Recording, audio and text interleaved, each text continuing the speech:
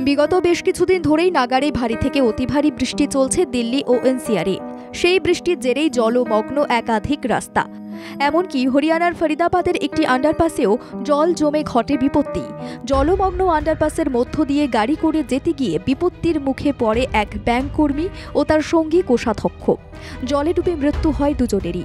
সূত্রের খবর, ফরিদাবাদের ওই আন্ডারপাস জলমগ্ন হয়ে যাওয়ার পরও ঝুঁকি নিয়ে ওই আন্ডারপাস পেরোতে যান এক নামী বেসরকারি ব্যাংকের ম্যানেজার ও তার সঙ্গী কোষাধ্যক্ষ। আচমকাই গর্তে পড়ে যায় তাদের গাড়ি। লাগাতার বৃষ্টির কারণে অন্যদিকে ক্রমেই বেড়ে চলছিল জলস্তর। গাড়িটি ডুবতে শুরু করলে গাড়ি থেকে ওই ব্যাংক কর্মী ও কোষাধ্যক্ষ বাইরে বেরিয়ে প্রাণে রক্ষা পাওয়ার চেষ্টা চালায় তারা। সাঁতরে নিরাপদ জায়গায় পৌঁছানোর চেষ্টাও করেন, তবে শেষ পর্যন্ত নিজেদের সামাল দিতে সক্ষম হননি তারা।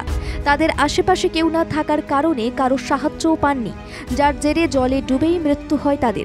পরবর্তী সময় ঘটনাস্থলে উপস্থিত হয় পুলিশ। উদ্ধার করা হয় দুজনের দেহ। শুক্রবার এই ঘটনা ঘটার পর শুক্রবার একজনের দেহ উদ্ধার করা গেলেও অপরজনের দেহ উদ্ধার করা হয় শনিবার। ব্যুরো রিপোর্ট, বাংলা জাগো।